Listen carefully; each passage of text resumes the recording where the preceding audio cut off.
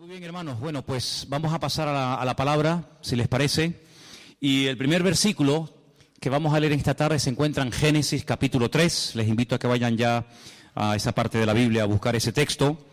Y bueno, se me olvidó quitar la pizarra. Este fue el estudio que estuvimos dando el domingo pasado acerca de la bendición sacerdotal. Por si alguien dice, bueno, ¿y eso qué es? Bueno, eso fue de lo que hablamos el domingo. En esta tarde, pues estamos aquí, hermanos de Uruguay, de Ecuador, de Cuba, de Colombia, de Venezuela, en fin, de diferentes lugares, ¿no? Así que eso no es algo que podemos tener todos en común, porque hay de diferentes nacionalidades y hay hombres, hay mujeres, unos tienen una estatura, otros tienen otra, unos son más guapos, otros son más, en fin, no tan, bueno, el Señor sabe todo. Unos tienen un tipo de sangre, otros tienen otro tipo de sangre, unos tenemos unas huellas digitales, otros tienen otras huellas. Y en eso no vamos a ponernos nunca de acuerdo, porque aunque queramos es imposible. Pero hay algo que si miras a tu alrededor, a todos los hermanos que están a tu derecha, a tu izquierda, delante o detrás, todos en esta tarde tenemos algo en común. Yo sé que a lo mejor los más espirituales dirán, pues tenemos en común que tenemos una salvación en Cristo Jesús. Sí, por supuesto, hermano, eso sobra el decirlo, eso está claro. Pero hay algo que no nos hemos dado cuenta, es algo evidente, y es que todos los que estamos aquí estamos vestidos. ¿Sí o no? Cada vez que te pones una camisa, un pantalón, una falda o una chaqueta, aunque sea la más cara, la más moderna, la más hermosa del mundo, cada vez que te vistes, recordamos algo que pasó en el principio de los tiempos. Y vamos a leerlo en esta tarde. Se encuentra en Génesis capítulo 3. El libro del Génesis es un libro extraordinario, un libro precioso. Los dos primeros capítulos nos hablan del poder creador de nuestro Dios, cómo con el poder de su poderosa palabra, valga la redundancia, creó todo lo que existe, todo lo que nuestros ojos pueden ver, incluso lo que nuestros ojos no pueden ver, pero que fue creado con el poder de su palabra, animales, árboles, estrellas, planetas, incluido el hombre. Sin embargo, cuando vamos al capítulo 3, encontramos lo que alguien ha titulado la ruina, la ruina. Todo venía muy bonito, la creación, ¿verdad? Todo puesto en su sitio. Dios había suplido compañera idónea para el hombre, Dios había suplido los alimentos, Dios había suplido absolutamente todo, pero lamentablemente en el capítulo 3 todo cambia. Y a partir del capítulo 3 las cosas van a ser muy diferentes. Para el hombre, para la mujer, para los animales, para la creación, para el mundo espiritual, absolutamente todo cambia. Empezamos a leer, si queréis, a partir del versículo 1. Estamos en Génesis capítulo 3, versículo 1, donde dice, pero la serpiente era astuta, más que todos los animales del campo que el Señor había hecho. La serpiente, no dice Satanás. Este animal tenía una característica que la Biblia destaca. Dice que era astuta, y la palabra astuta y la palabra desnudo, que ahora vamos a leerla, es exactamente igual, solamente que se pronuncia diferente, pero se escribe exactamente igual. Ahora hablaremos de ello. La cual le dijo a la mujer, ¿con que Dios os ha dicho no comáis del árbol del huerto?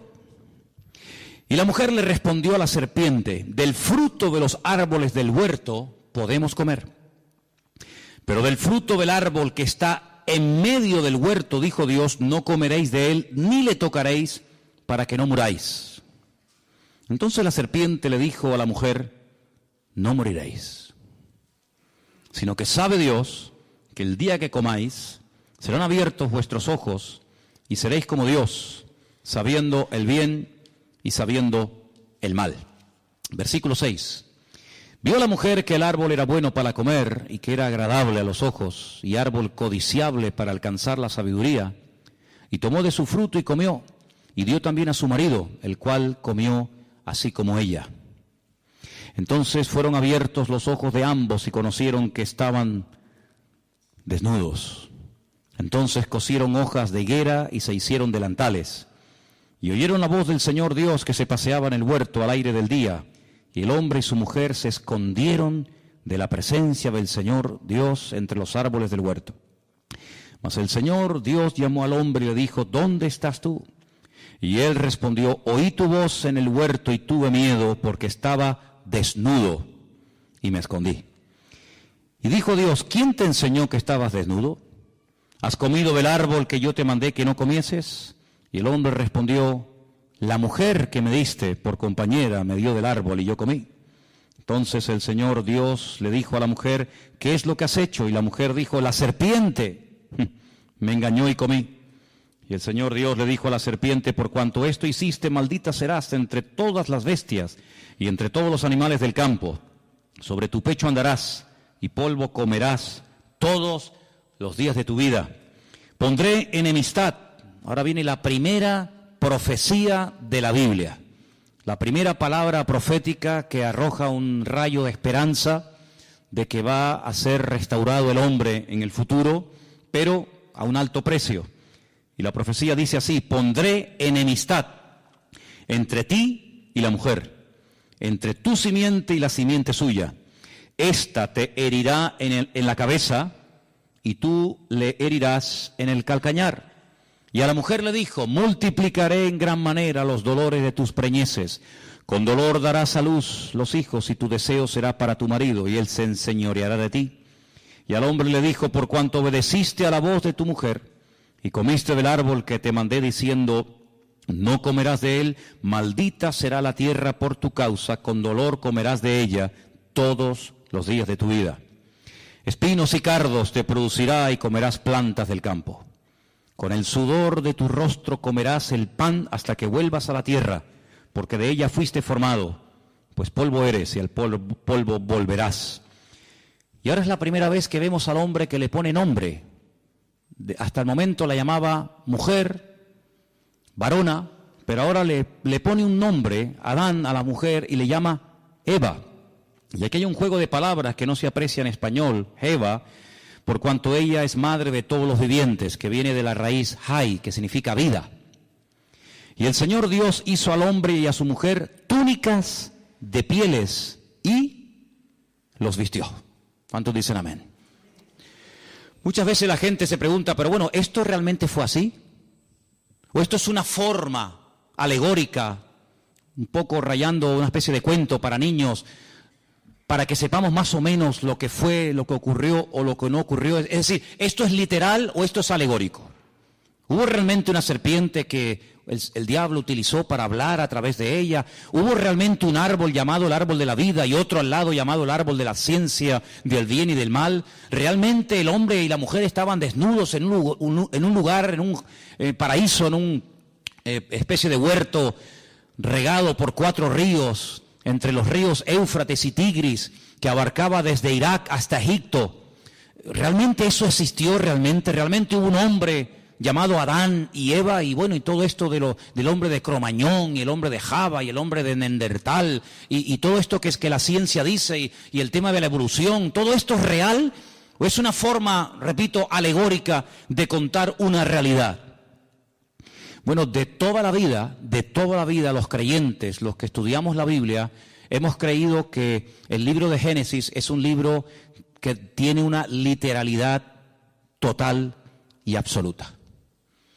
Si nosotros ponemos en duda, si cuestionamos la literalidad del capítulo 3 del Génesis, por la misma regla de 3 tenemos que dudar de que el capítulo 1, el capítulo 2, el capítulo 4, el 5, así sucesivamente, también sea literal.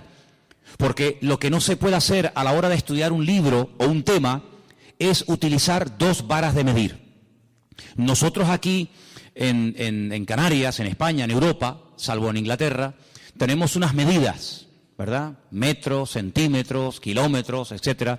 Pero si fuéramos a Inglaterra o a Estados Unidos o a otros países, ellos tienen otras medidas. Ellos trabajan con pulgadas, con yardas, con millas, etcétera. Nosotros trabajamos con otro tipo de medidas. Pero cuando usted va aquí a una ferretería, cuando usted va a un lugar para comprar herramientas, pues, en fin, las medidas usted las tiene que dar en las medidas que se usan aquí, no en las medidas con las que se puede trabajar en Inglaterra, en Estados Unidos o en cualquier otra parte del mundo. Cuando nos acercamos a la Biblia, no podemos decir, bueno, el capítulo 1, pues sí, hombre, es literal, porque tampoco me crea tanto problema, ¿no? El ver que Dios, con el poder de su palabra, pues fue creando progresivamente una serie de cosas. Ahí pues casi no hay problema, pero esto de la serpiente, del arbolito, que si comieron, que si no comieron, pues como choca un poco con nuestra especie de racionalidad, pues entonces decimos, bueno, esto tiene que ser algo alegórico, no puede ser algo real. Tendríamos un gravísimo problema si comenzamos a interpretar un capítulo literal, otro alegórico, uno literal, otro alegórico, porque entonces, ¿quién es el que establece que este es literal? ¿Quién es el que establece que este es alegórico? ¿Tú? ¿El conjunto de los hermanos de la iglesia? ¿Una serie de teólogos? ¿Los pastores? ¿Los maestros de la Biblia? ¿Los traductores? Es muy complicado. La hermenéutica nos obliga, es decir, la ciencia que nos obliga a la correcta interpretación de los textos bíblicos, nos obliga a utilizar una sola vara de medir. No podemos utilizar dos sistemas de interpretación de un mismo pasaje porque tendríamos unos problemas terribles. Y bueno, lo que tenemos que aceptar es la literalidad de la Biblia. Eso no significa de que no hay otros libros y de que no hay otras historias y que no haya otros capítulos que no son literales, sino son, digamos, basados en símbolos, en tipos, en antitipos, etcétera, etcétera. Por ejemplo, el famoso libro del Apocalipsis. En el famoso libro del Apocalipsis aparecen ahí una serie de animales, de colores y de cosas que lógicamente ni siquiera existen, pero que a través de esos colores, de esos números, de esos animales que van cambiando de color, el Señor tiene un mensaje que hay que saber interpretarlo. Evidentemente no existe ni ha existido jamás un dragón, ni un caballo que ahora es blanco, mañana negro, pasado amarillo y finalmente rojo. Todo eso tiene una razón de ser, pero es que el libro del Apocalipsis, salvo una parte del principio del libro, que son los mensajes a las iglesias del Apocalipsis, sabemos que el libro del Apocalipsis, un 90 o más del porcentaje del libro, es un libro profético, y el lenguaje profético es un lenguaje completamente diferente a un libro como, por ejemplo, el libro de los Hechos, que es un libro histórico. Entonces la historia no es alegórica, la historia es o no fue. Pero realmente hubo un señor llamado Pablo, realmente viajaron a Roma, o Roma significa otra cosa y Pablo significa otra cosa. Sabemos que la historia no es alegórica, es real. Lo profético sí puede tener esa especie de diferente interpretación. Pero el Génesis no es un libro alegórico. No es un libro alegórico. Los únicos, escuchen bien esto, los únicos que interpretan alegóricamente no solamente el capítulo 1 y el 2 y el 3, sino todo el libro del Génesis, los únicos en la historia que lo hicieron, lo hacen y me temo que lo seguirán haciendo, interpretar alegóricamente el libro del Génesis, son los cabalistas. Cuando usted estudia la Cábala, pues en la Cábala todo tiene una explicación, nada es real, nada es literal, sino que hay cosas que tienen que ver con lo femenino, con lo masculino, etcétera, etcétera, pero no vamos a entrar en eso porque, ¿para qué? Por lo tanto, en el libro del Génesis lo que vemos es que Dios, en los 2 primeros capítulos, Él crea todo lo necesario e imprescindible para que el hombre esté cómodo y para que al hombre no le falte absolutamente de nada. Le suple los alimentos, le suple su compañera, su esposa, etcétera, etcétera. Pero crea un hombre tan perfecto, tan perfecto. Recuerden que el hombre es una especie de representación, una especie de, no quiero utilizar la palabra clon para que no se me malinterprete, pero dice que fue creado a imagen y semejanza de Dios. Ya explicamos que Selen, Demut, que son las 2 palabras que se utilizan, no es en cuanto a aspecto físico, pero sí es en cuanto a capacidades, en cuanto a dotación. El hombre tiene unas capacidades muy similares a las de Dios. Puede elegir, puede, tomar decisiones, puede razonar, puede recibir órdenes, puede dar órdenes, etcétera, etcétera. Algo muy similar a la naturaleza y a la esencia de Dios, lógicamente con sus limitaciones, ¿verdad? Pero lo crea tan perfecto que le da la capacidad de poder rebelarse en contra de su Creador. ¿Por qué Dios lo hizo así? Bueno, eso se lo preguntaremos en su momento al Señor. Tal vez nosotros lo hubiéramos hecho de otra manera, pero no significa que el hecho de que Dios le haya dado, que haya dotado, que haya capacitado tanto a uno como a otro, tanto al hombre como a la mujer, con la capacidad de rebelarse contra su Creador, no significa ni mucho menos que Dios se equivocó o que Dios lo hizo mal. Esa era la voluntad de Dios, y la voluntad de Dios, dice Romanos 12, es santa, agradable y perfecta. Y si así no fuera, entonces sí podríamos tachar o sí podríamos cuestionar a Dios de ser más que un Dios de amor, más que un creador de robots, un creador de clones, un creador de seres incapaces de rebelarse, sino que le aman y le obedecen, porque aunque quisieran dejar de amarle o dejar de obedecerle, no pueden, porque Dios no los ha capacitado para ser rebeldes. Todo lo contrario. El hombre se rebeló, el hombre le creyó más a lo que Satanás le decía que a lo que Dios dijo. Fijaros que en ningún momento, y esto es algo interesantísimo, hermano, en ningún momento Satanás cuestiona la existencia de Dios. En ningún momento dice cosas como Dios, ¿y ese quién es? Pero si Dios no existe, en ningún momento cuestiona Satanás la existencia de Dios, sino lo que cuestiona, lo que pone en tela de juicio, no es la existencia de Dios, sino las órdenes, las limitaciones que Dios ha puesto. Que Dios te ha dicho, luego ya Dios existe, lo da por hecho. Que Dios te ha dicho que si comes, que si desobedeces la orden que Él te ha dado, morirás. No le creas, no es verdad, no morirás. Lo que pasa es que Dios no te ha dicho toda la verdad y yo sí te la voy a decir. Fíjate qué tremendo, ¿eh? Es un atentado contra la mismísima esencia de Dios. La esencia de Dios es la verdad. La esencia de Dios es la verdad. Yo no lo voy a hacer ahora, pero si yo les trajera, que lo tengo por ahí fotocopiado, allí en el cuartito de la oración lo podéis ver, el capítulo 1 del Génesis, si comenzáramos a sumar una serie de palabras, continuamente, en todo el capítulo 1 y en todo el capítulo 2, continuamente aparece, después de leer ciertas y determinadas frases o textos, la palabra verdad. Y lees y verdad. Y es como que el texto lleva la firma de Dios. Es como cuando vimos aquí, ¿os acordáis? Cuando vimos aquí la bendición sacerdotal que estudiamos el domingo, esta bendición diseñada, creada y enseñada por Dios al hombre, lleva la firma de Dios. Saber encontrarla, pero la lleva. Luego, el libro del Génesis, el relato de la creación, lleva la firma de Dios, y la firma de Dios, la esencia de Dios, es la verdad. El mismo Señor Jesucristo, la misma palabra, cuando se encarna, porque esto es un milagro, este es el milagro más grande de todos.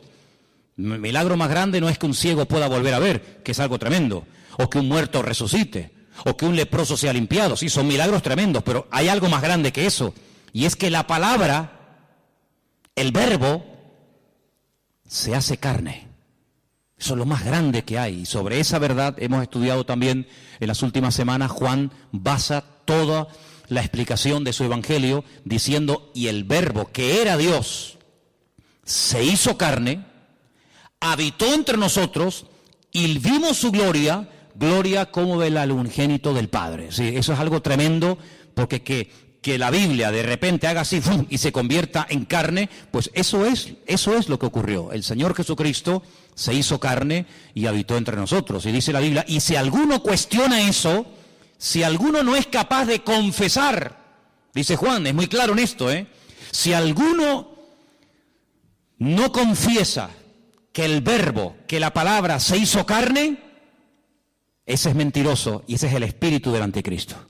Qué tremendo, Por eso dice, ¿queréis probar los espíritus? Cuando dice Juan, no me estoy yendo del tema, ¿no? Pero solamente para remarcar un poco esto, dice, probar los espíritus, porque no todo espíritu es de Dios. Y uno dice, bueno, ¿y cómo pruebo? ¿Y cuál es la prueba? Dice, dile, ¿crees que Jesucristo, crees que el verbo ha venido y se ha hecho carne?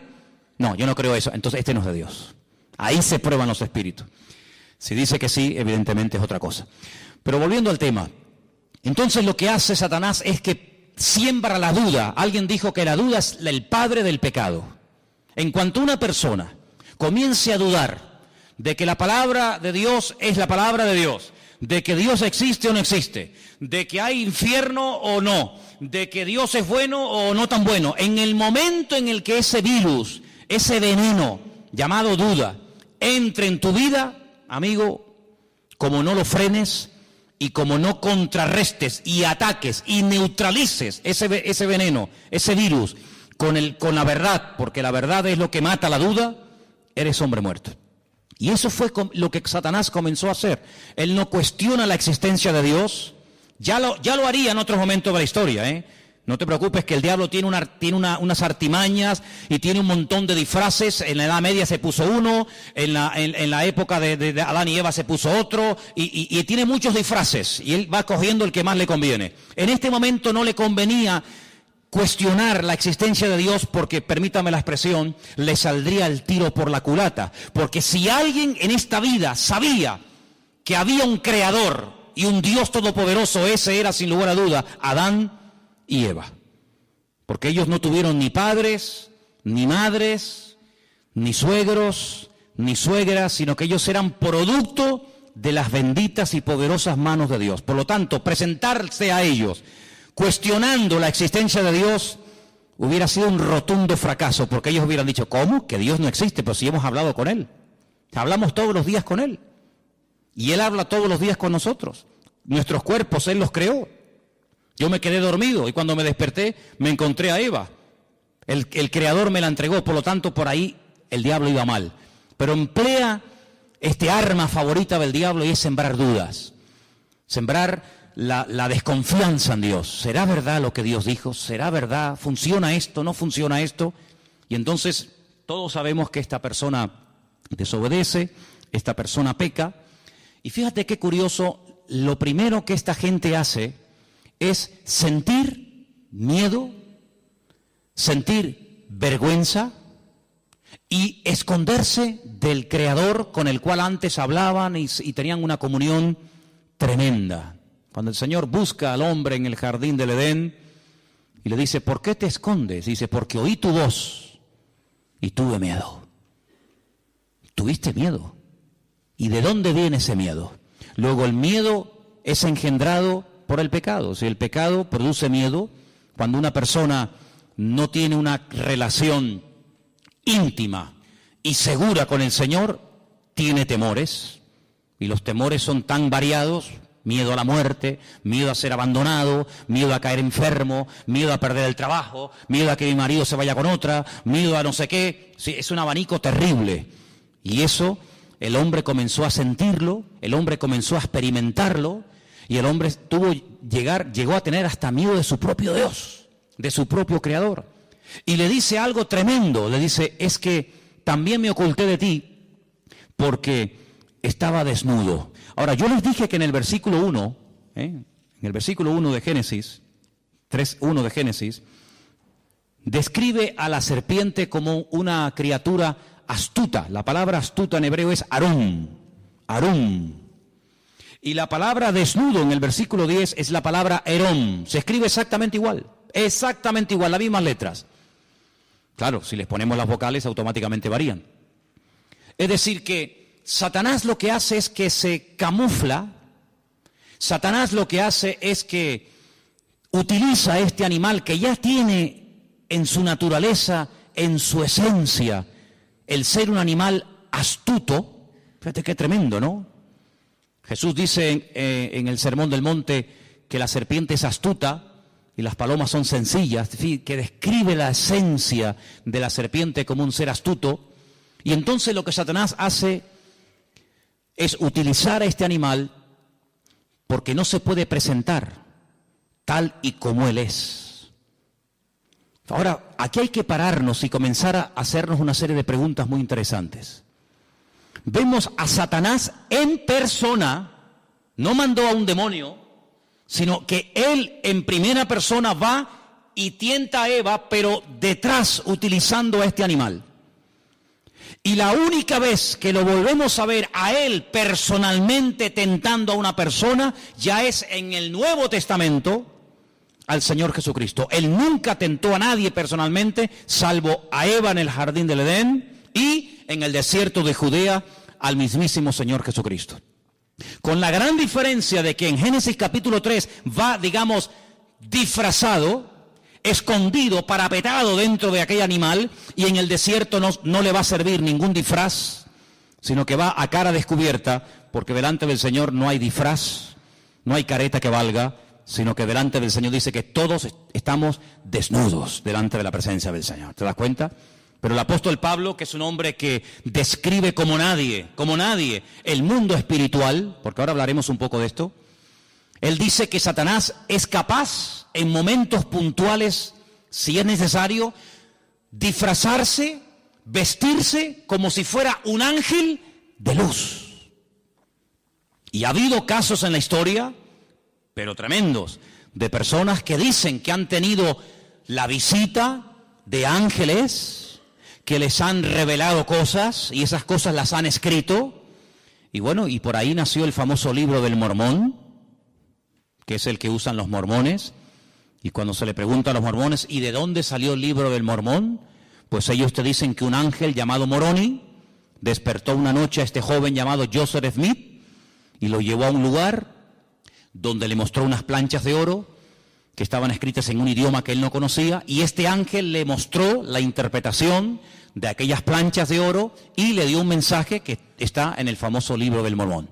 Y otra persona que presume de que un ángel del cielo bajó y le daba revelaciones es nada más y nada menos que el falso profeta llamado Mahoma, porque Mahoma es un falso profeta, ¿verdad?, que dice que recibió las enseñanzas de un ángel, pero un ángel evidentemente que no era un ángel de Dios, era un demonio, porque el apóstol Pablo dice en Gálatas capítulo 1 que si un ángel del cielo baja y nos predica un evangelio diferente al que hemos oído, no lo creáis, sea anatema, porque no hay otro evangelio que el que está escrito en la palabra de Dios. ¿Cuántos dicen amén? Así que en momentos puntuales Satanás incluso ha sido capaz de disfrazarse y de hacerse pasar como un ángel bueno, un ángel de la guardia, un ángel que viene a darte buenas vibraciones, buena energía, como dicen algunos por ahí. Ahora, fijaros qué interesante, porque Adán y Eva no tenían conocimiento, y esto es muy importante y yo sinceramente nunca lo he oído. Ellos no tenían conocimiento del mundo espiritual. El único conocimiento del mundo espiritual que tenían es que hay un creador que no se puede ver, pero que habla y les oye cuando ellos le hablan a Dios. Pero ellos no tenían ningún conocimiento del mundo espiritual. Pero el mundo espiritual evidentemente ya existía y era real, puesto que cuando uno comienza a leer la Biblia desde el principio, uno se encuentra que el que está hablando es Dios. Más adelante encontramos que Dios crea a un hombre. De ese hombre extrae a una mujer. Y encontramos a Dios, al hombre y a la mujer. Capítulo 1 y capítulo 2. Pero cuando vamos al capítulo 3 nos encontramos que ya no hay 3, ahora hay 4. Ahora seguimos teniendo evidentemente al Creador, a Dios, a Eva, a su marido Adán y a Satanás, utilizando a esta serpiente. Y la pregunta lógica es, ¿dónde dice en Génesis 1 o en Génesis 2 cuándo fue creado este personaje? Porque no vemos en ningún momento en el libro del Génesis, ni en Éxodo, ni en Levítico, ni en Número, ni en Deuteronomio, no vemos en ningún momento que este ser existía. Sin embargo, la palabra de Dios en Ezequiel capítulo 28, ahora leeremos algunos versículos, el Señor dice que este querubín, lo llama así, querubín protector, grande y protector, estuvo en el jardín del Edén. Luego hay una creación que no se relata en Génesis capítulo 1 ni en Génesis capítulo 2, pero que ya existía. Vemos que Satanás ya no es ese querubín protector encargado de la música, de la alabanza y de la adoración, sino que es un ser maligno que lo que pretende es separar al hombre de Dios. Luego ya su naturaleza no es una naturaleza sana, una naturaleza buena, sino que su objetivo es arruinar. Su naturaleza ahora es maligna, perversa. El Señor dijo, es un ladrón. Viene a hurtar, a matar y viene a destruir. Y aquí lo vemos, haciendo su primer intento en la historia de la humanidad, queriendo matar la comunión del hombre con Dios, queriendo separar al hombre de Dios, creando distanciamiento, creando mal ambiente, ¿verdad? Así que vamos a Ezequiel capítulo 28 para que veáis cómo en este libro, que por supuesto, sobra el decir, no existía en los tiempos de Adán y Eva. Adán y Eva nunca leyeron el libro de Ezequiel. En el capítulo 28 se describe la naturaleza de este personaje. Ezequiel 28:12 viene hablando del rey de Tiro, pero en medio del mensaje de Dios al rey de Tiro, mete otro mensaje que complementa lo que viene diciendo y dice lo siguiente: Hijo de hombre, levanta endechas sobre el rey de Tiro. Tiro es una ciudad que está al norte de Israel, no entraba dentro del territorio de Israel, está bien al norte, ¿verdad? Y dile, así ha dicho el Señor, tú eras el sello de la perfección, lleno de sabiduría y acabado de hermosura. Solamente escucha estas tres características, son impresionantes, ¿eh? De ningún ser en la Biblia el Creador habla en semejantes términos. Los vuelvo a repetir: sello de la perfección, lleno de sabiduría y acabado de hermosura. Cuando Dios da algo no lo quita. Luego, aunque este ser fue arrojado de la presencia del Señor, su sabiduría, su hermosura y sus cualidades recibidas de parte de Dios se las llevó con él. Pero ahora dice algo tremendo. En Edén, ¿cómo sabemos que ya no está hablando del rey de Tiro? Bueno, por sentido común. En Edén no estuvo nunca el rey de Tiro. El rey de la ciudad de Tiro nunca estuvo en Edén. Luego ya no está hablando del rey de Tiro, sino ahora dice, en Edén, en el huerto de Dios estuviste. Ay, amigo. De toda piedra preciosa era tu vestidura. Yo les voy a pedir un favor a partir de ahora. Cuenten las piedras preciosas que yo voy a comenzar a leer a partir de ahora, por favor. Cuéntenlas, ¿sí? En Edén, en el huerto de Dios estuviste. De toda piedra preciosa era tu vestidura. Empiezo. De cornerina, topacio, jaspe, crisólito, berilo, iónice, zafiro, carbunclo, esmeralda. Y luego el oro es otra cosa, ¿no? No es una piedra preciosa. Los primores de tus tamboriles y flautas estuvieron preparados para ti en el día de tu creación. Luego es un ser creado, no es un ser eterno. En el día de tu creación. Ese día de la creación no fue Génesis capítulo 1, porque allí no vemos cómo el Señor creó a este personaje. Pero evidentemente hay otro momento no relatado, no narrado en Génesis capítulo 1, donde evidentemente Dios tuvo que crearlo, porque Dios dice que este personaje al cual llama en el versículo 14, querubín grande y protector, hubo un día en el que fue creado por el Señor. Lo llama querubín grande, protector. Yo te puse en el santo monte de Dios. Allí estuviste, en medio de las piedras de fuego te paseabas. Pero esto no lo encontramos en Génesis 1. En el jardín del Edén no dice que era el monte de Dios. ¿Qué te parece? Luego está describiendo otro sitio. El jardín del Edén era el sitio para el hombre. Y hay otro sitio que se está describiendo aquí, que era el sitio donde Dios estaba, donde Dios vivía y donde estaba este personaje. Y sigue diciendo la Escritura, perfecto. Perfecto también es la palabra completo. ¿Vale? La misma palabra shelem es igual para perfecto que para completo. Así que si quieren leer completo eras o perfecto eras, da igual. En todos tus caminos, desde el día, le vuelvo a repetir, que fuiste creado hasta que se halló en ti maldad. Amigo, a causa de la multitud de tus contrataciones fuiste lleno de iniquidad y pecaste. ¿Y ahora qué dice aquí? Por lo que yo te eché. ¿Quién lo echó? El Creador. Yo te eché. ¿De dónde? Del monte de Dios. Y te arrojé de entre las piedras de fuego, oh querubín protector. Y ahora lo vemos en Génesis capítulo 3, a este personaje que antes estaba en la presencia del Señor, ahora lo vemos en el jardín del Edén, tentando a Adán y tentando a Eva. Qué tremendo, ¿no? Y dice aquí, se enalteció tu corazón a causa de tu hermosura. Increíble, cómo tenía que ser este personaje, ¿eh? Lo más hermoso. Corrompiste tu sabiduría a causa de tu esplendor. Yo te arrojé por tierra. Delante de los reyes te pondré para que miren en ti. Con la multitud de tus maldades y con la iniquidad de tus contrataciones profanaste tu santuario. Yo pues saqué fuego de en medio de ti, el cual te consumió y te puse en ceniza sobre a los ojos de todos los que te miran. Todos los que te conocieron de entre los pueblos se maravillarán sobre ti, espanto serás y para siempre dejarás de ser. Fíjate que lo llama querubín, pero la palabra querubín en Génesis 1 no aparece. La palabra querubín en Génesis 2 no aparece. La primera vez que aparece en la Biblia la palabra querubín, ahora vamos a decir que es un querubín, aparece en Génesis capítulo 3. Volvamos a Génesis 3, concretamente el último versículo.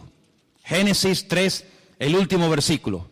Y dice así: echó pues fuera al hombre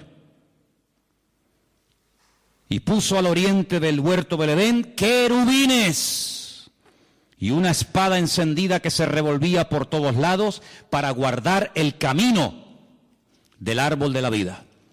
Luego, si Adán y Eva nunca habían oído en su vida la palabra querubines, cuando se presenta este personaje utilizando a esta serpiente astuta, ella no tiene ningún conocimiento del mundo espiritual. Ella no sabe lo que es un querubín, ella no sabe lo que es un serafín, ella no sabe quién es Satanás, ellos no saben nada.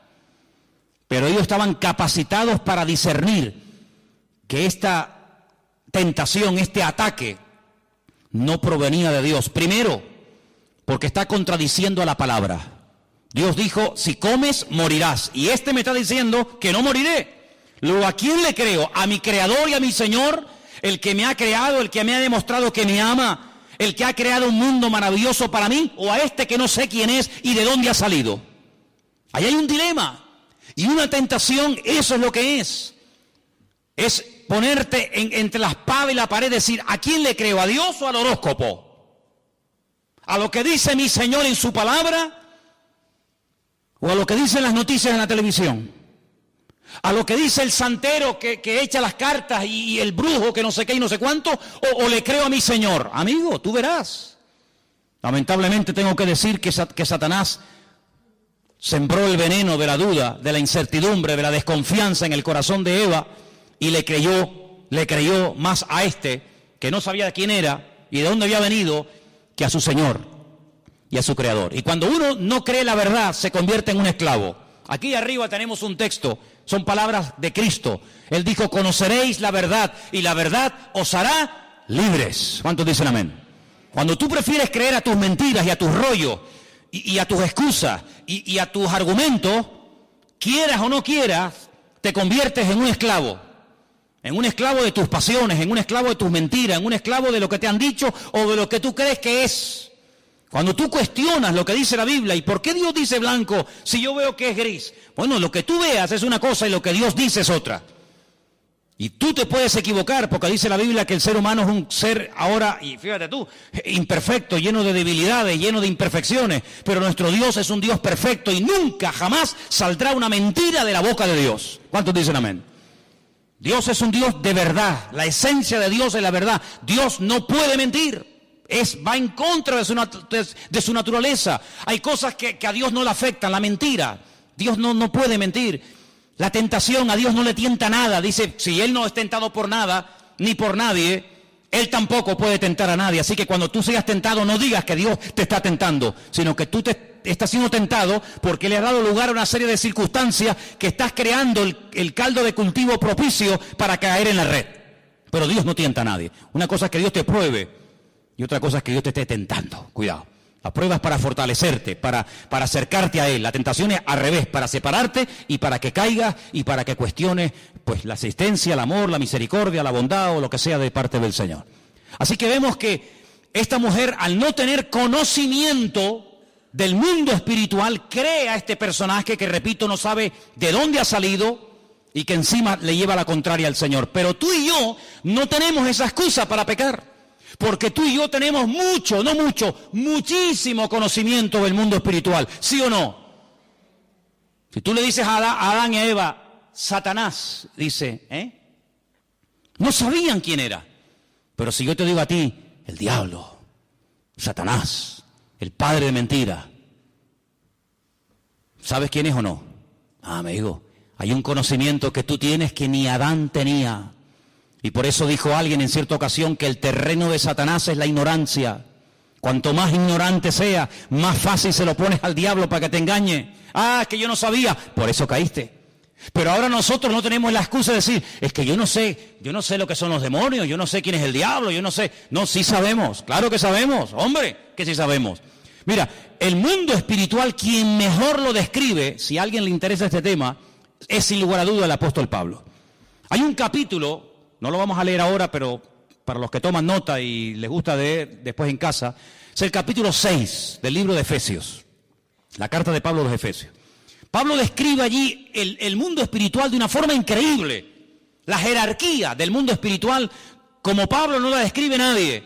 Él dice que hay, mira, principados, potestades, gobernadores de las huestes de las tinieblas, huestes espirituales de maldad en las regiones celestes. Si te vas al libro de Ezequiel, te encuentras, por ejemplo, en Ezequiel capítulo 28, los versículos 13 y 14, te encuentras a los querubines, que en Ezequiel 1 los llama los seres vivientes. Cuando tú oigas la palabra seres vivientes, son los querubines.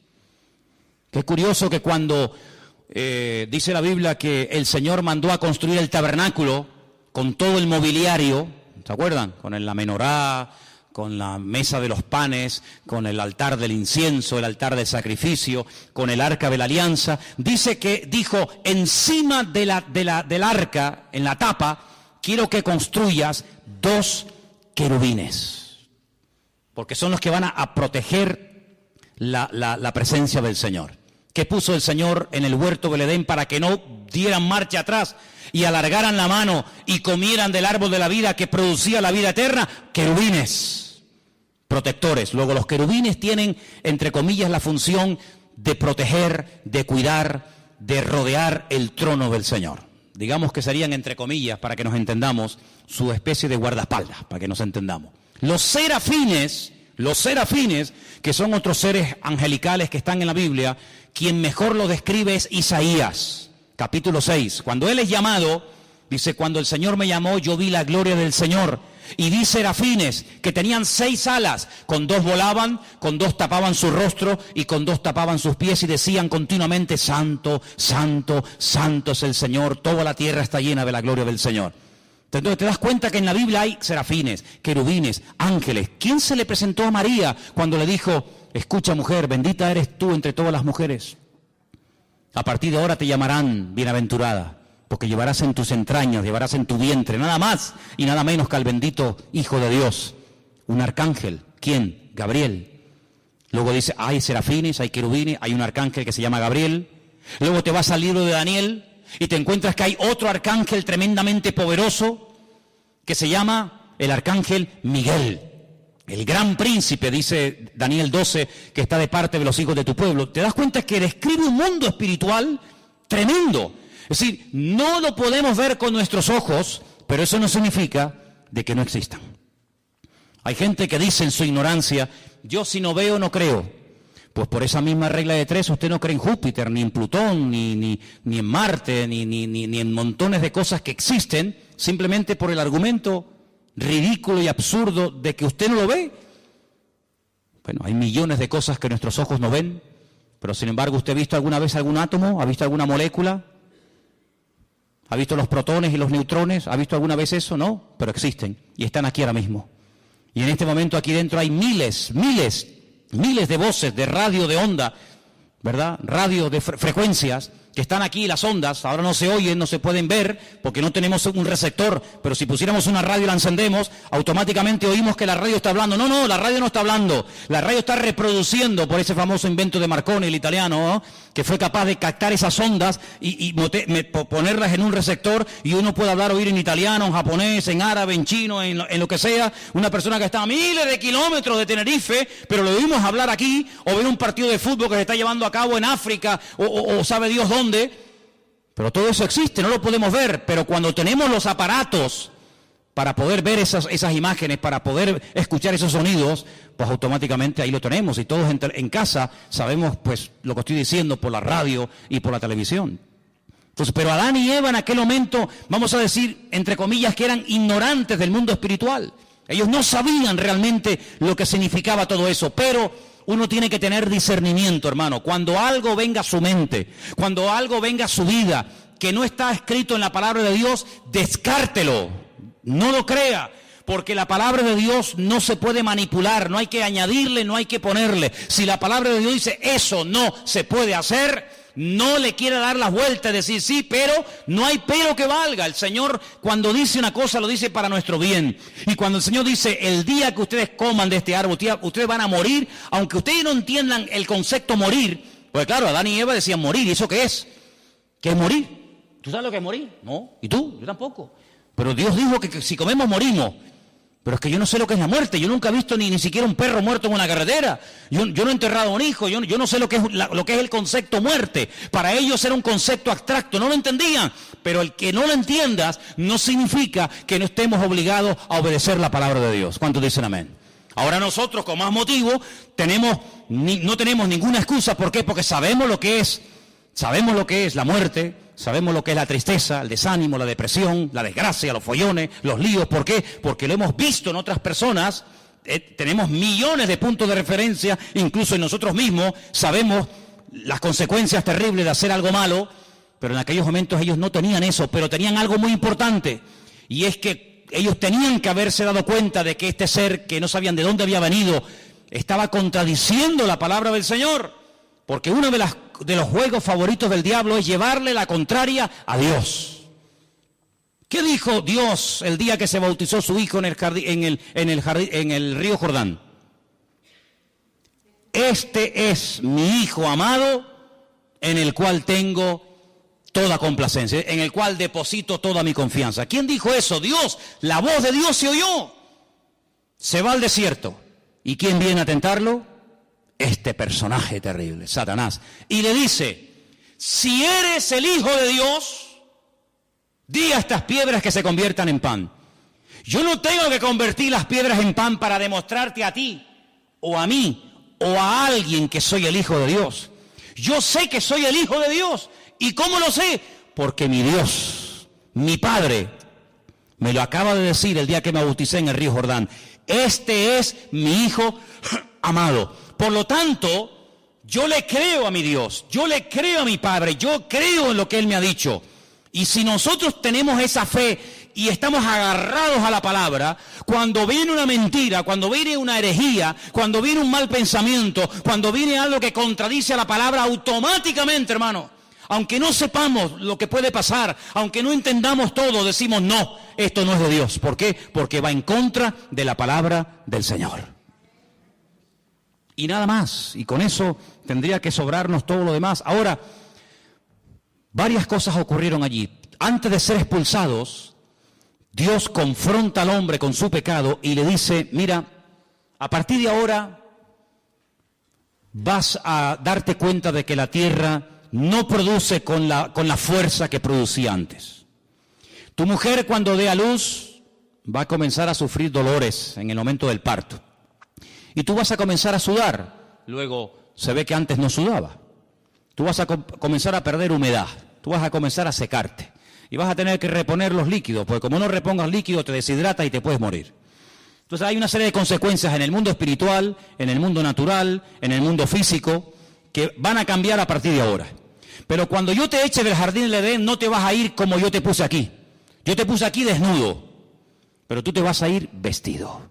Porque hemos leído esta noche, en el capítulo 3, versículo 21, que el Señor los cubrió con pieles de animales y los vistió. Y esto es una lección objetiva que Adán y Eva captaron al momento. Animales inocentes han tenido que morir por mi culpa. Ahora entienden lo que es morir. Cuando ellos vieron a esos pobres animales, yo no sé si eran ovejas, si eran cabras, yo no sé lo que eran. Pero la Biblia nos enseña que el Señor tomó pieles de animales, cubrió a este hombre y a esta mujer, y ellos vieron lo que significa, ellos entendieron el concepto morir. Es decir, que ahora estas ropas que me van a cubrir, me van a recordar a donde quiera que vaya, que yo tengo que vestirme porque me he convertido en un ser pecador. Y por eso dije al principio que cada vez que te pones una camisa, un pantalón, una falda o una chaqueta, por muy cara, por muy bonita, por muy moderna que sea, todo eso nos recuerda constantemente que somos pecadores, seres caídos, pero que por la misericordia y por la gracia de Dios podemos alabar a nuestro Dios. ¿Cuántos dicen amén? Así que la ropa no es ninguna bendición. Hay gente que se mata por tener la ropa de última moda y por tener marcas de no sé qué, y hay todo un negocio, hay todo un consumismo alrededor de esta historia de la moda, ¿verdad? Pero no se olviden de que todo eso viene como consecuencia del pecado. Y no solamente han tenido que morir animales inocentes para poder vestirlos a ustedes, sino que a partir de ahora la relación entre ustedes y yo va a ser diferente. Antes no había intermediario. El Señor venía, hablaba con ellos, ellos hablaban con el Señor, no había ningún problema. A partir de ahora no. A partir de ahora, cada vez que ustedes quieran acercarse a mí y quieran tener comunión conmigo, tienen que acercarse con sacrificios de animales. Y uno dice, ¿y por qué sacrificios de animales? Amigo, porque cuando el Señor les vistió a ustedes, animales inocentes tuvieron que morir para cubrir vuestra desnudez. Sangre de animales inocentes se tuvo que derramar para cubrirles a ustedes, y cada vez que ustedes quieran acercarse delante de Dios y sacrifiquen un animal sobre un altar de piedra, ustedes tienen que recordar que todo esto es la consecuencia de la desobediencia y del pecado de vuestros antepasados o de ustedes mismos. Ahora podemos entender el grado de desfachatez y de poca vergüenza que tuvo uno de los hijos de este primer matrimonio, cuando dice que los dos hermanos, Caín y Abel, fueron un día a la presencia del Señor. Ellos sabían que las ropas que llevaban les recordaban que eran pecadores, que papá y mamá vivieron un tiempo desnudo en un lugar maravilloso llamado el Gan Edén, pero que ahora tenemos que ir vestidos porque fuimos pecadores y desobedecimos al Señor, y tenemos que presentarnos delante de Dios con animales para recordar nuestra naturaleza pecaminosa. Y entonces llega uno de los hermanos y dice que llevó al Señor una ofrenda, pero no de animales, sino del producto de la tierra: peras, sandías, melones, papayas, pepinos, lechugas, y la pone sobre el altar. Y al lado está su hermano Abel presentando un sacrificio, y dice literalmente la Escritura que el Señor miró con buen agrado la ofrenda de Abel, pero no le agradó de la ofrenda de Caín. Y ahora uno dice, fíjate qué tremendo, ellos sabían, los dos hermanos, del mismo padre, de la misma madre, recibiendo la misma enseñanza, pero uno va delante de Dios como Dios manda, como Dios establece, como Dios dice, el otro como a mí me da la gana. Y aquí vemos una imagen de España, aquí vemos una fotografía, aquí vemos una realidad de nuestra sociedad. Por una parte, la gente que dice, ¿qué ha dicho el Señor? Que no vaya por ese camino, que no haga esto y aquello. Pues gloria a Dios, yo lo hago y punto. Pero vemos una gran masa que dice, Dios que ha dicho que tenemos que vestirnos, pues ahora nos vamos a poner todos desnudos. Es un acto de provocación contra Dios. Y si tenemos que hacer anuncios o programas de televisión donde la moda es ponernos desnudos, pues lo hacemos para llevarle la contraria a Dios. Y si Dios dice que hay que amar, nosotros odiamos. Y si Dios dice al Señor tu Dios adorarás y a Él solo servirás, nosotros nos vamos a crear millones y millones de dioses y de estatuas, y los vamos a adorar cuando nos dé la gana, y vamos a sacarlos cuando nos dé la gana, y cuando no nos dé la gana los dejamos metidos en los templos. Y esa es la imagen de Caín y de Abel. Pero fíjate qué misericordioso es el Señor, que a Abel no le dice ni media palabra. No le dice, muy bien, Abel, muy bien, hijo, muy bien. Veo que eres un chico obediente, lo que te han enseñado tus padres lo estás poniendo por obra, siga así, hijo, muy bien. Nada. ¿A quién le habló el Señor? A Caín. Dice Caín, si hicieras lo bueno, si fueras por el buen camino, ¿no te bendeciría yo? ¿Por qué estás con esa cara de amargado? ¿Por qué estás con el semblante decaído? ¿Por qué miras con malos ojos a tu hermano? Si hicieras lo bueno, ¿no te bendeciría yo también a ti? Caín podía haber dicho, gracias Señor, perdóname. De sabios es rectificar, ¿sí o no? Nada. Le dice a su hermano, vamos a dar un paseíto por el campo. ¿Te apetece? Venga, vamos. Y se lo lleva a dar un paseo al campo. Mentira. Premeditación y alevosía. Se levanta contra su mismísimo hermano, se levanta y lo mata. Y dice, muerto el perro, se acabó la rabia. Dios le vuelve a hablar otra vez, pero Caín, ¿qué has hecho? ¿Dónde está tu hermano Abel? Y fíjate cómo le responde este personaje al Señor. ¿Y yo qué sé? ¿Y acaso yo soy guarda de mi hermano? Como diciendo, a mí qué me importa la vida de mi hermano. Pero Caín, ¿pero qué dices? Aunque lo quieras ocultar, aunque lo quieras disimular, aunque te quieras poner un disfraz como ya uno se lo puso y engañó a tu padre y a tu madre, la voz de la sangre de tu hermano Abel llama a mi presencia. Así que errante serás por toda la tierra, maldito serás y darás vueltas y vueltas y vueltas y no te sentirás a gusto en ningún lado. Estarás un día en el monte y quieres estar en la playa. Y cuando estés en la playa te quieres ir a la montaña. Y cuando es de día quieres que llegue la noche. Y cuando llegue la noche quieres que llegue de día. Y cuando hace frío, qué asco de frío. Cuando hace calor, vas a ser un ser insatisfecho toda tu vida. Es lo que yo llamo el espíritu de Caín.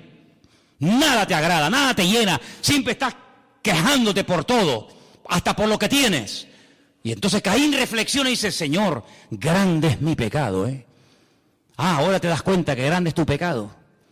Señor, y si yo voy por toda la tierra, y si alguien me quiere matar, ¿cómo me defiendo? Y ahí viene la misericordia. Es que es tremendo, Te acabas de cargar a tu hermano, me hablas con una prepotencia y una arrogancia terrible, pero ¿sabes lo que te digo? Te voy a poner una marca en tu frente, para que cuando alguien te vea, no te mate.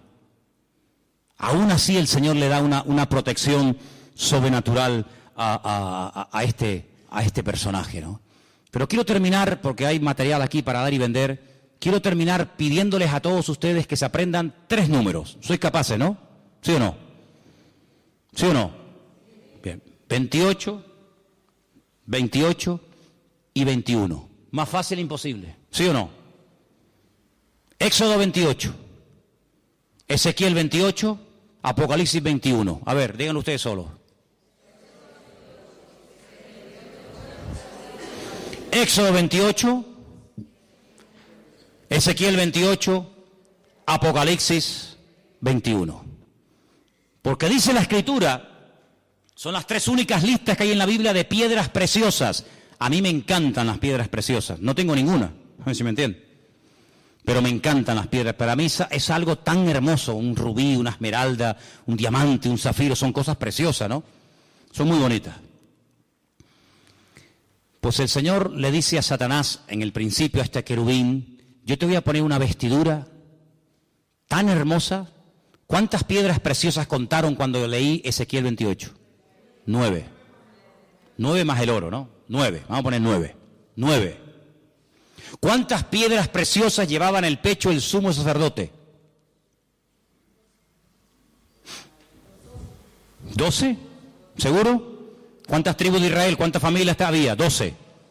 Ahí tienen el muñequito del sumo sacerdote. 12 piedras preciosas. ¿Cuántas llevaba Satanás en su pecho? 9. Ay, amigo. Cuando ustedes van a Apocalipsis capítulo 21... dice que los cimientos de la Nueva Jerusalén están adornados con 12 piedras preciosas diferentes. La tarea que les mando es que hagan en un papel, apunten las piedras preciosas que se mencionan en Éxodo 28. Las piedras preciosas que llevaba Satanás en su cuerpo en Ezequiel 28 y las piedras preciosas que menciona Apocalipsis 21 y que las comparen. Que las comparen. Cómo eran las del sacerdote, cómo eran las del enemigo y cómo son las de la Nueva Jerusalén. Se van a llevar una sorpresa increíble. Y se van a dar cuenta que cuando Dios habla nuestra vida, cuando el Señor quiere usar nuestra vida, el Señor nos da las herramientas y las capacidades para poder servirle. Sería una tragedia para un médico tener encima de una mesa de quirófano a un paciente. Con el conocimiento este hombre sabe lo que le pasa. Sabe que se está muriendo y también sabe que si yo lo opero lo voy a curar y no va a morir, pero no puedo hacer nada porque no tengo instrumentos, no tengo herramientas. Y se le puede morir a un médico en las manos, un enfermo, sabiendo lo que tengo que hacer, pero no lo puedo hacer porque no tengo herramientas. Imagínate un mecánico, oye el ruido del coche y dice, ya sé lo que le pasa al coche, le pasa esto, esto y esto. Te lo arreglaría, pero es que no tengo herramientas, no tengo herramientas. Sabe lo que le ocurre, sabe la pieza que se ha roto, la que hay que ponerle nueva, pero si no tiene herramientas, el coche se le destruye y se le viene abajo. Un cristiano, un creyente, sabe cómo contrarrestar las tentaciones, cómo tener victoria en su familia, cómo ver la gloria de Dios en su vida, pero si no tiene las herramientas, cómo se defiende, cómo ataca, ¿Cómo vive en victoria? En lo económico, en lo espiritual, con los hijos, con la familia, con los negocios, con esto, con aquello. ¿Cómo? Ahí Dios nos ha dado la palabra. Ahí el Señor nos ha dado la Biblia. Y en la Biblia te encuentras todas las herramientas, todos los instrumentos, todos los dones, todos los frutos, todas las cosas necesarias para poder vivir en victoria. Entonces te das cuenta, decimos, oye, qué privilegio el de Adán y Eva. Es verdad, hermano, sin lugar a dudas. Pero nosotros hoy en día somos más privilegiados que Adán y Eva. Porque Adán y Eva no tenían el poder del nombre de Jesucristo. El nombre que es sobre todo nombre. Pero tú y yo sí lo tenemos. Porque dice la Biblia que en su nombre no solamente oramos, sino que podemos echar fuera demonios. Y en su nombre avanzamos en victoria. Qué privilegio el de Adán y Eva, gloria a Dios. Pero nunca tuvieron esto en la mano. Nunca tuvieron la Biblia entera en la mano. Tú y yo sí la tenemos. Tenemos la ley de Moisés, tenemos los salmos del rey David, tenemos las profecías de Daniel, tenemos las cartas de Pablo, tenemos el Apocalipsis, tenemos toda la palabra de Dios. Adán y Eva no tenían el Espíritu de Dios dentro de sus vidas, no lo tenían. Pero tú y yo tenemos el Espíritu Santo viviendo 24 horas al día dentro de nuestros corazones. Dice que hemos sido sellados por el Espíritu de Dios. ¿Cuántos dicen amén? Ellos no sabían lo que era el poder de la sangre de Cristo, pero nosotros sí lo sabemos. Luego no hay excusa. Y encima la Escritura nos da una promesa tremenda y dice, y mayor es ahora el que está en vosotros que el que viene contra vosotros. ¿Qué te parece, amigo? Ellos eran personas privilegiadas y muy capaces, pero dentro de sus cuerpos no vivía el Espíritu de Dios. Pero nosotros dice la Biblia que somos el templo del Espíritu Santo de Dios, el cual mora en nosotros. Por lo tanto, no tengo ninguna envidia de Adán. No tengo ninguna envidia de Eva. Como alguien dijo, cuando miramos hacia atrás, hacia el pasado y vemos a Adán, nos entra tristeza.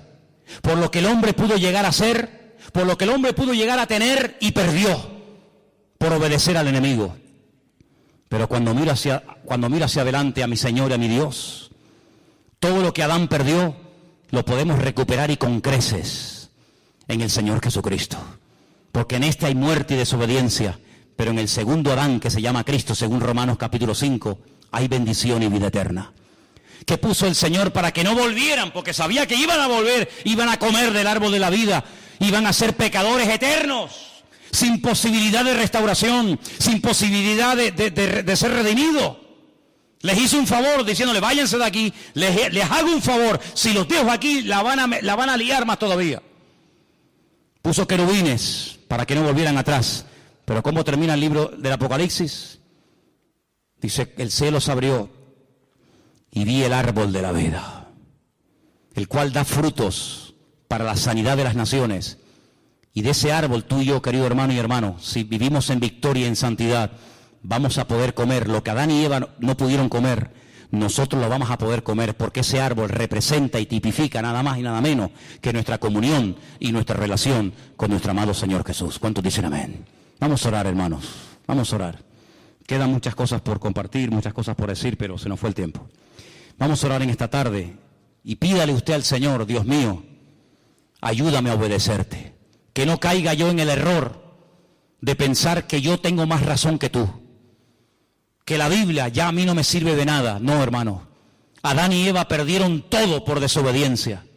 Pero por obediencia al Señor, por sometimiento a su palabra, podemos recuperar la paz,